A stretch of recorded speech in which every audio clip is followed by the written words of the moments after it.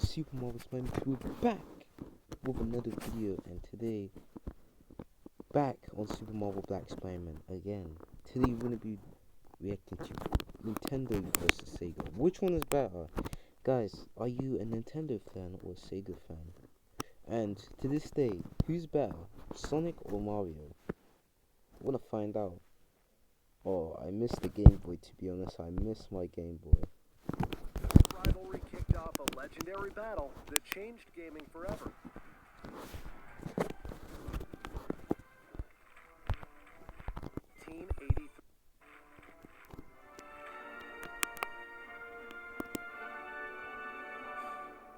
It's time for Nintendo versus Sega. Let the battle begin. The year is 1983. The video game market in the US is crashing, flooded with low-quality games rushed out by companies chasing quick profits. But while the West is falling apart, Japan is entering a new era. On July 15th, 1983, two consoles launched on the exact same day, completely by coincidence. One would quietly fade into history, the other would help save gaming altogether. Nintendo introduced the Family Computer, or Famicom. That same day, Sega released the SG-1000, Sega's first ever home console. Nintendo aimed to make its console affordable, but also more powerful than anything else on the market. And they backed it up with arcade hits like Donkey Kong, Donkey Kong Jr., and Popeye, games people already knew and loved. Sega's SG-1000 tried to compete. Okay, Nintendo, I have a question for you. Why, obviously, many people answer this question, but why do you want to call Donkey Kong Diddy Kong? I don't think that sounds great, Nintendo. You think? So one time, Nintendo just randomly woke up and decided, let's rename Donkey Kong to Diddy Kong. Not good. That's not good. But it never stood a real chance. The hardware was decent, just not as strong as the Famicom. And it lacked must-have titles. Launch games like Flicky, Girls Garden, and Safari Hunt came and went without much impact. Despite this, the SG-1000 still sold fairly well, about 2 million units in Japan. But the Famicom crushed it, selling around 19 million.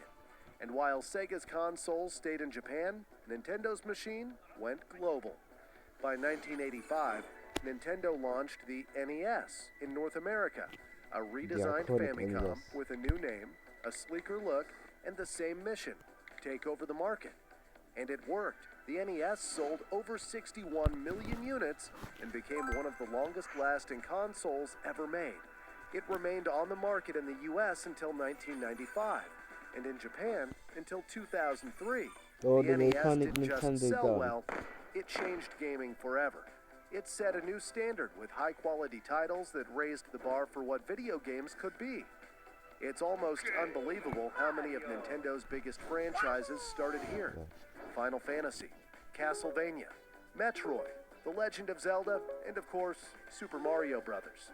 The Famicom and NES didn't just beat the SG-1000, they buried it. But this was only the beginning. This battle sparked one of the biggest rivalries in gaming history.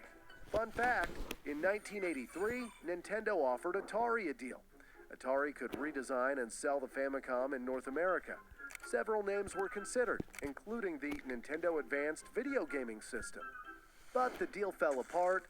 Licensing issues, financial trouble, and leadership changes got in the way. The contract was never signed. It was one of the worst missed opportunities in gaming history. But for Nintendo, it was the best thing that could have happened. The best thing that could have happened. Get the brand new epic Samsung Galaxy. In October 1988, Sega fired back at Nintendo by launching the Mega Drive. In America, it arrived a few months later as the Sega Genesis. It aimed directly at teenagers who wanted something fast, edgy, and rebellious. While Nintendo had Mario carting his way into hearts, Sega countered with Sonic, a blue blur who wasn't afraid to speed past the plumber. The battle for living rooms was on. So we have Sonic Italian quickly plumbers. became Sega's We iconic just have a mascot, hedgehog. starring in 3 of the most popular games on the Genesis. But Sega's library went further, packed with bold, Street of action-filled Rage, titles oh my like God. Streets of Rage, Gunstar Heroes, Altered Beast, and one of the most controversial games of all time, Mortal Kombat. Then in November 1990, Nintendo responded with the Super Famicom, later released in America as the Super Nintendo Entertainment System, or simply the SNES. The SNES had slightly less raw power than Sega's Genesis, but it offered better graphics, richer sound, and some of the greatest games of all time. Hits like Super Mario World, The Legend of Zelda: A Link to the Past, Super Metroid, Donkey Kong Country, and Final Fantasy VI ensured gamers stayed entertained. However, Nintendo's strict rules caused friction with developers, leading some publishers like Electronic Arts to strongly support Sega instead. In the early 90s, gamers split into 2 groups, Team Mario or Team Sonic. School playgrounds turned into battlefields where kids argued over terms like blast processing, even if nobody really understood what it meant. Sega went straight for Nintendo's throat. I love the They original released Sonic aggressive games, commercials, including their famous slogan, "Genesis does what Nintendo." Be free or columns free. What Nintendo? Nintendo tried to stay calm, but eventually fought back. They shed their nice guy image and launched the bold Play It Loud campaign, showing they were ready for a fight. After Play it loud, criticism right. for Nintendo's censoring not Mortal messing around, Kombat by guys. removing blood, Nintendo's not messing Nintendo around. Y'all learned know their Nintendo. lesson. Mortal Kombat 2 arrived on the SNES with all its violent glory intact, proving Nintendo wasn't afraid of a little controversy. Both consoles started at around the same price. The Genesis initially sold better, especially in Europe and Brazil. But in the long run, Nintendo won the sales battle, with the SNES selling over 49 million units compared to Sega's 35 million. Sega wasn't ready to let the Genesis go, so they tried to upgrade it, not once, but twice. The first was the Sega CD in 1991, and this wasn't just a small add-on, it was nearly a whole new console. It had its own CPU connected to the Genesis and used discs instead of cartridges. That meant more storage, better sound, and bigger games. Standout titles included Sonic CD and Lunar, the Silver Star. But the one people still joke about today is Penn and Teller's Smoke and Mirrors. It featured Desert Bus, a game where you drive a bus through a desert for 8 hours in real time with nothing happening. It became legendary for being painfully boring. Then there was Night Trap. The game caused a huge backlash. Politicians claimed it encouraged violence, especially against women. The controversy got so out of hand that it helped lead to the creation of the ESRB. But the Sega CD was expensive and failed, selling just 2.2 million copies. Still, Sega wasn't done.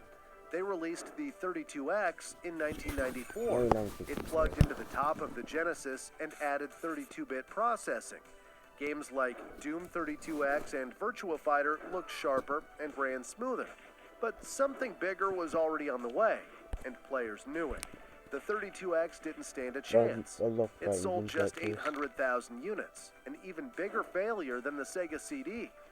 Meanwhile, Nintendo had its own CD plans. They originally partnered with Sony to create a disc-based add-on for the SNES called the PlayStation. But at the last minute, Nintendo backed out and signed a deal with Philips instead, leaving Sony blindsided. Sony didn't take it lightly. Fueled by betrayal, they built their own console, the PlayStation. And soon after, they would flip the entire industry on its head. As for Philips, they launched the CDI. It was sold as a futuristic all-in-one system, but it was a disaster. Weak hardware, awkward controls, and some of the worst licensed games ever, especially the Zelda and Mario titles. It barely sold 1 million units and became one of the biggest flops in gaming history. Fun fact, you could actually connect all three, the Genesis, Sega CD, and 32X, in one massive setup. It needed 3 power adapters, a mess of cables, and probably its own shelf. But if you managed it, it was the ultimate 90s flex, even if it looked ridiculous. Toyota CHR. Oh Go my with god. confidence. Night Frame were fantastic with us. They would do. Managed it, it was the ultimate 90s flex, even if it looked ridiculous. The Sega Saturn launched in Japan in November 1994, and in North America a few months later. It had two 32-bit CPUs and could play CDs straight out of the box. On paper, it looked great, but it was a nightmare to develop for. The hardware was so complex that it slowed everything down. Still, it had some standout games like Nights into Dreams, Panzer Dragoon Saga, and Virtua Fighter 2. There were some real gems, but most stayed in Japan or got released quietly without much attention. Meanwhile, the US launch was a disaster.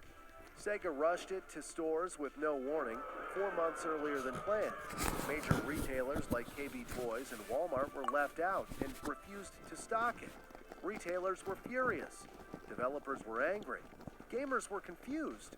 While Sega struggled, Nintendo came in strong with the Nintendo 64 in 1996. The Their slogan 64 was is bold, iconic. get in or 64 get out. is iconic. But The system launched at just $200, half the price of the $400 Saturn. The 64 stood for its 64-bit processor. It still used cartridges, but the games were legendary. Super Mario 64, Ocarina of Time, GoldenEye 007, Super Smash Bros., Banjo-Kazooie. The hits kept coming. While the Saturn shined mostly with 2D games, the N64 was built for 3D, which most gamers were interested in. In the end, the Saturn sold just 9 million units worldwide, while the N64 hit 33 million. But in Japan, the Saturn actually outsold the N64. whoa. But something bigger was already happening. In 1994, Sony released the PlayStation, and it The crushed original. the competition, selling over I have 100 played on million units. To PSP. make things worse for On Nintendo, PSP. studios like Square jumped ship, Them taking Final for Fantasy VII no to part. Sony and reshaping From the what the entire PlayStation RPG was. genre. Sony also offered cheaper CD production and fewer licensing At Game restrictions, Boy, pulling Xbox even 360. more developers away from both Sega and Nintendo. The Nintendo versus Sega war was fading, and a new giant had entered the fight. But the battle wasn't over just yet. Sega's final gamble came in 1998 with the Dreamcast, and it was a bold one. It was a console way ahead of its time, the first with a built-in modem for online play. It used GD-ROMs, like CDs, but cooler, and even had a tiny LCD screen in the controller that could show game info or run mini-games. It launched with hits like Sonic Adventure, Soul Calibur, and Crazy Taxi. Phantasy Star Online made history as the first online RPG on a console. All of this for just $200. And in the US, it exploded, earning $98 million on launch day. It looked like Sega was finally back. But behind the scenes, everything was falling apart. Sega was bleeding money. Years of bad hardware decisions had damaged trust. So Big Sega just publishers produced like games EA now. walked away. And to make matters worse, the GD-ROM format was easily pirated due to a Now, security to flaw. be fair, I think it's better when Sega make their own games. It's just like their games are great, but making consoles, I think maybe they should stick to the games because their games is just amazing. But I'm glad they still focus Still, on the games. Sega pushed on, cutting prices, building SegaNet, their own online service, but it wasn't enough. They lost $400 million in 1999, another $417 million in 2000, and by 2001, Sega was standing on a financial cliff. They needed to sell 5 million Dreamcasts in the US to stay in the game. They sold 3. To make matters worse, the console war had reached a new level. Sony dropped the PlayStation 2.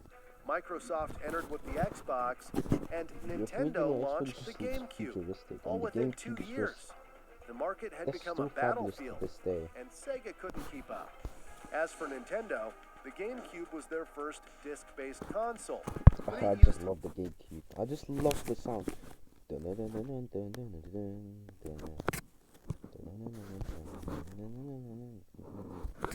Mini discs with just 1.5 gigabytes of storage. That was far less than the DVDs used by the PS2. Some games had to be compressed or cut. Online support, minimal. And its playful design didn't help. It looked more like a kid's toy next to its rivals. Still, games like Super Smash Bros. Melee, You know the The Legend of GameCube, Zelda, yeah. Some The people Wind think it's Waker, a clown box. Mario Kart, Double Dash, Metroid Prime, and Animal Crossing helped it stand out. The GameCube sold 22 million units, just GameCube's shy of just peaked. Microsoft's Then we had the 24 million Nintendo Wii, which is gonna Xboxes. be But far 20 behind Sony's 20 160 years million now. PlayStation I 2s. can't believe the Wii 20 Became the years. best-selling console of all time. Meanwhile, Sega pulled the plug on January 31st, 2001. The Dreamcast was discontinued in March and had sold 9 million units. Sega's 18 years in the console market had come to an end. It was a console too far ahead of its time, released when competition was more brutal than ever before. And yet, Sega survived. That was mostly thanks to one man, Isao Okawa, Sega's chairman. When the company was in deep trouble, he gave them $500 million. Then, in a final act of loyalty, he forgave the debt and returned nearly $700 million in shares. Just weeks later, he passed away in March 2001, the same month the Dreamcast was discontinued.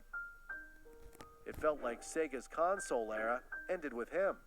But Sega's story didn't end there. They kept their legacy alive with games like Yakuza, Total War, and of course, Sonic. Nintendo, on the other hand, kept moving forward. After the GameCube, they came back swinging with the Wii. Yeah, It was a that's phenomenon. my favorite. The Wii U stumbled, but their next move changed everything.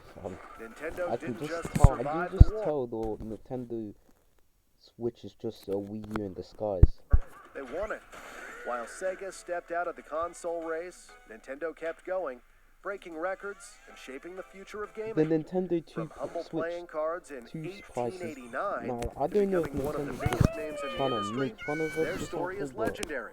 Want to see the Nintendo's full trying to turn journey? it to a Check lesson out the game evolution of right now. Nintendo, or watch Mario vs. Sonic to see who truly won the mascot war. Anyways, guys, if you guys enjoyed that, make sure you guys like, share, subscribe. Yeah. We might react to Sonic versus Mario, but yeah. Anyways, guys, I'll see you guys in the next one.